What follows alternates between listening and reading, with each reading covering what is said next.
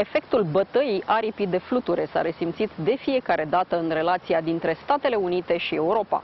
Mai clar, evenimentele majore de peste ocean, cum ar fi criza financiară din 2008 sau alegerea unui președinte cu păreri radicale, au influențat evoluțiile din țările europene. Diferențele de opinie între politicienii democrați și cei republicani au ajuns la un grad atât de mare de ireconciliere, încât pare că ne uităm la două Americi. Sunt șanse de revenire? Primim răspunsuri de la fostul consilier de securitate al președintelui Obama, generalul James Jones. Sunt Cristina Cileacu. Începe Pașaport diplomatic. General, former National Security Advisor of President Obama, welcome to Diplomatic Passport. Thank you very much. General, America is not in its best shape right now. During Obama administration, people started to get ideas of being more populist, being more radical. Then the administration of Donald Trump only increased this gap. Now the Biden administration is trying to close the gap, not with visible successes. How do you see the United States of America that doesn't get along anymore with the United States of America? That's an interesting question. It's one that a lot of us have been thinking about in the U.S., particularly those of us who achieved senior citizen status. So I've been fortunate to be alive since just before the end of World War II, and I've seen the Cold War in its entirety. I've lived in Europe a lot of my life. I've lived in Asia. But the United States has had a difficult time adjusting to the new realities of the 21st century, I think. I think there are a number of reasons. One is, for many years, regardless of what problems we were facing, the separation of powers between our three branches of government was sacrosanct. I mean, there was something that you could disagree with the Congress, you could disagree with the administration, you might not agree with the Supreme Court all the time, but the discourse was always pretty respectful, civil, and at the end of the day, people understood that, okay, I didn't win this one, but you know, we gave it a good shot. About 20 years ago, I started seeing a change in the discourse, in the national discourse, primarily between the administrations and the Congress, and more recently with the Supreme Court with the recent decision on abortion. Yeah. And that discourse has taken on a tone that is harmful, I think, to our democracy, harmful to the world that sees us, because what gets reported is usually sensational things, riots, killings, fires, protests and violent protests,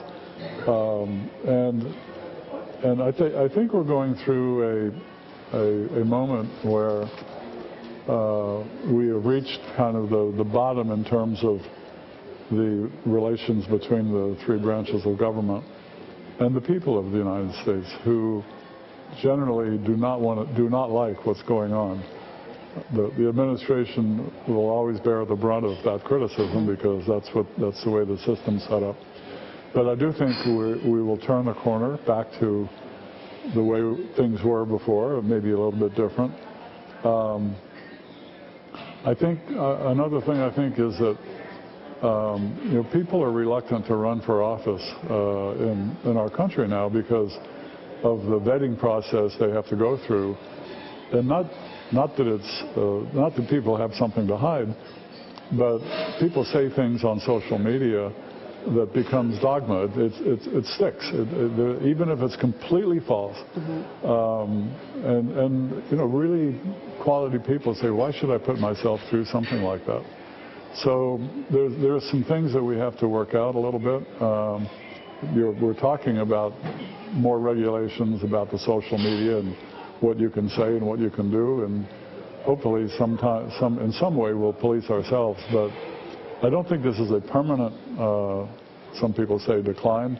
I think it's an aberration in time, and I think we're being jolted back to the realities of the world around us, particularly in the Russia-Ukraine conflict and others, the rise of China and so on and so forth, so that Americans really have to understand that occasionally we try to withdraw back into our island cocoon, so to speak, but you can't do that. You can't do that in the 21st century. So I'm hopeful that we'll turn that corner and get back into business as usual. The United States is still the biggest power in the world and is still the biggest provider of security, especially for Europe.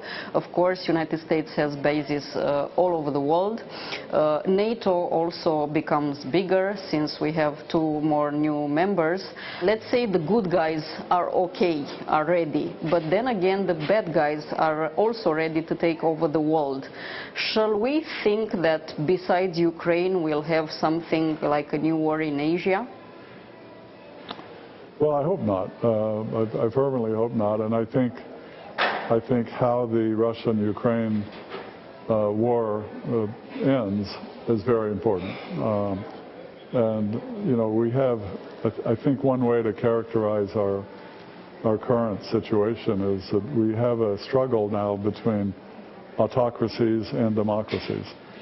And autocracies, to the extent that they have an advantage, but they make decisions quickly. Mr. Putin made a decision about Ukraine. I happen to think it was a catastrophic mistake on his part, and I think probably in his private moments he looks at himself in the mirror and says, you know, they didn't tell me it was going to be like this, you know. Yeah, but then again that means he has a conscience. Well, yes, that's a good point. But my point is that democracies are notoriously more or slower in coming to important decisions. That can be an advantage. It can be a disadvantage. It depends on, you know, how you do things and how the issues get discussed. On NATO, I'm very proud of NATO. I'm one of the Americans who was raised in the post-World War II Europe. I remember my parents used to talk about this place when I was really young called the Iron Curtain. And in my own mind, I had a view that somewhere there was a big Iron Curtain, and behind that were Russians, and they were very, very bad people. But as I grew up in Europe, I really got at a young age to understand the role my country played, even though I was being raised in another country, and I wasn't sure what an American really was, but I knew I was one. But I was very, very proud of the contribution that the United States made and our allies to the reconstruction of Europe and Japan. And that taught me a lot in my military career about, you know, don't start a war unless you're willing to finish it completely. And completely means if you defeat your enemy, you extend a hand of friendship and help them reconstruct like we did in Europe and Japan. To have had the job that President Eisenhower had, the first Supreme Allied Commander of NATO, and to finish my career as one of very few people who've held that job, it was really a great moment, and I particularly appreciate the fact that while I was in office, the alliance went from 19 to 26 countries, and now, of course, it's more than that. 32. But I'm very proud of what NATO has done and is doing today. I'm happy that the United States is back in the saddle, so to speak, in terms of providing the help and support and hopefully leadership when necessary. And I'm quite sure that the worst thing that Mr. Putin has experienced is the fact that the exact opposite of what he wanted to see with NATO and the fracturing of Europe, especially with the United States, is exactly the opposite of what's taking place. Well, as you say, NATO is strong, and it already proved its unity since the war in Ukraine started. But then again, Russia, and particularly, of course, Putin, will try non-stop to divide the members of NATO, the members of the European Union. How prepared is NATO to resist to this? Do you think they will find the solutions to stick together? I think it's absolutely essential because the other autocracies in the world are watching very closely. And so if in my view, in my personal view, is if the Russia-Ukraine conflict were to somehow end in the next month or two, I don't think it will, but let's say it did, I think people in the autocracies will watch and see what happens to Vladimir Putin. Is he still the leader of the Russian Federation? Is he still welcome in the international corridors in the UN or in the economic summits of the world? Or is he treated as he deserves to be, as a pariah and a war criminal? And I think in the Chinese capital, Mr. Xi is going to watch that very closely, and that might affect things in the South China Sea and Taiwan and everything else we're worried about. So that this ends is an important thing. How it ends is even more important, and what happens to Vladimir Putin as a result of all of this, I think, is critical. NATO is strong, but then again, wars are not being won only with military means. Correct. Is NATO prepared enough for issues like propaganda, radical ideas, populism, and so on and so forth?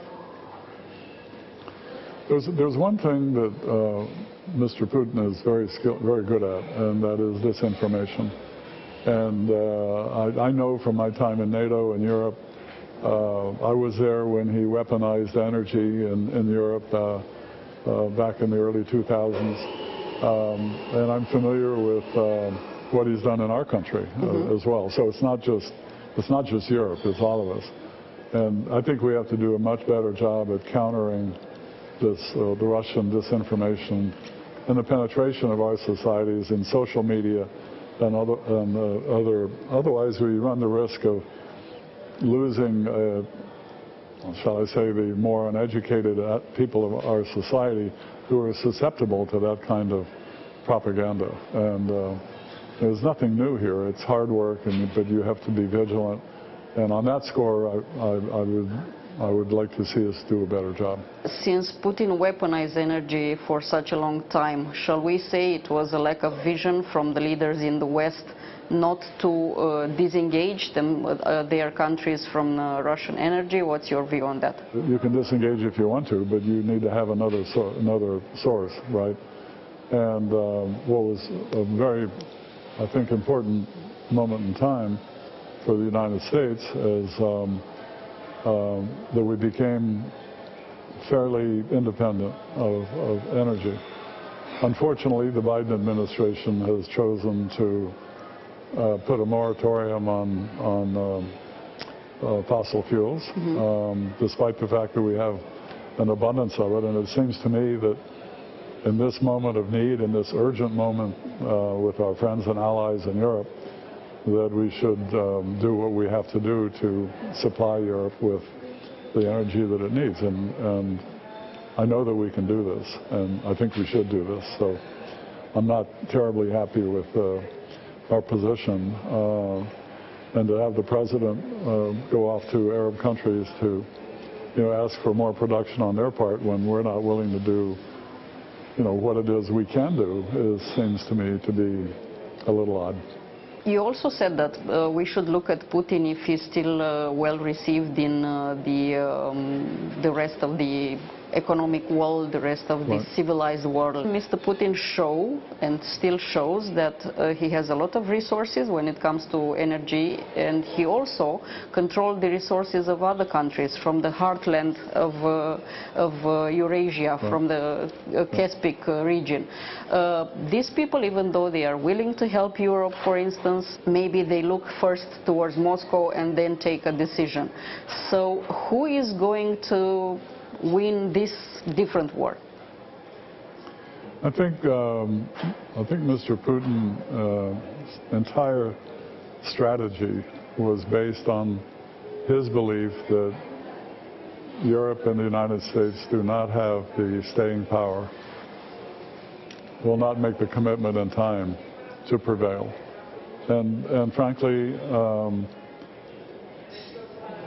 I think that's the central issue. I think that with everything that's being done, and if we can accelerate military aid to the Ukrainians and the necessary resources and whatever, this is a pivotal moment in time. Because, as I said earlier, if the other autocracies around the world draw the wrong lessons, then we're in for back to the future. We're in for another 20th century of conflicts, and hopefully not a global war, but certainly not a conflict-based society. Unfortunately. And that could spread all over Africa, in our own hemisphere, where the Chinese are all over the place, and in different countries. But if we stay together and we live truth to our values, and we recognize that the transatlantic link is stronger than ever, I think we'll prevail.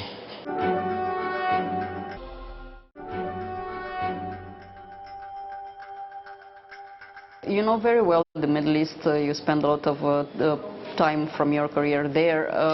Still do. Yes. Of course, United States has a part of blame for the situation in the Middle East right now. Some countries try to recover, some countries are still at war. But if we look in general at the world right now, the Middle East can be situated where? On the side of the West or on the side of the autocracies? I think we've sent, we being the United States, over the last few administrations, has sent messages to our Arab friends that caused them to think that we're not as reliable partner as we once were. Conflicting messages. For example, we're a year and a half almost into the Biden administration. We don't have an ambassador in Saudi Arabia. We don't have an ambassador in UAE. We don't have an ambassador in Oman. And that's hard to understand. Yeah. If you're an Arab leader of an important country like Saudi Arabia and the UAE, it's hard to, even so, oh, don't take it personally. We don't, it's our system. It's not you. But those things mount up, and I have to say this because I believe it. Any movement towards Iran,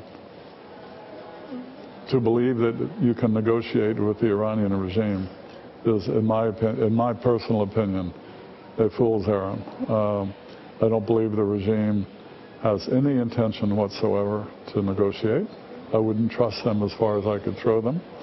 And I think eventually the people of Iran will take matters into their own hands, and that's how that's going to end. But whenever the United States tries to interfere and cause trepidations in the Arab world on the Iranian question alone, is reason enough for them to kind of say, wait a minute, we're not sure that this is a reliable ally anymore. And I think we have to fix that, and I think it's easily fixed, and I would say you don't negotiate with the Iranians. The last question, since you mentioned Iran, is about cybersecurity, because Iran is one big attacker in this sense. Right. Of course, China, Russia are the other top three. Are we prepared? I think the short answer is no.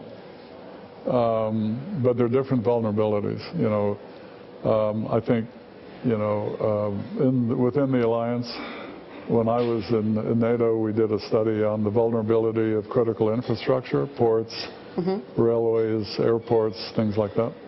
And we found that we were, this was 12 years ago, very vulnerable.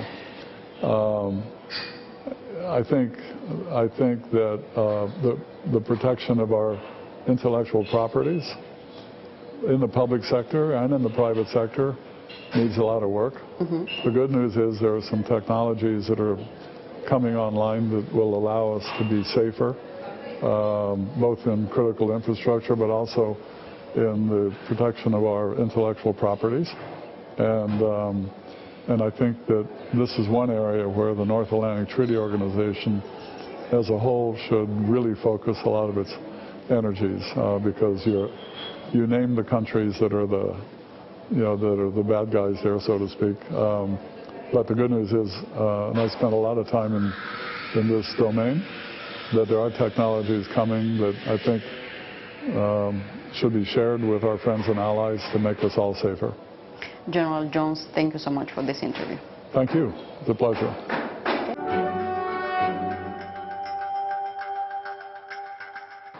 Atât pentru astăzi, dar rămânem în continuare online pe pagina de Facebook a emisiunii și pe contul nostru de Twitter. Revenim cu subiecte noi din lumea diplomației și a politicii externe vinerea viitoare de la 11:30 și reluare sâmbătă după miezul nopții. La revedere!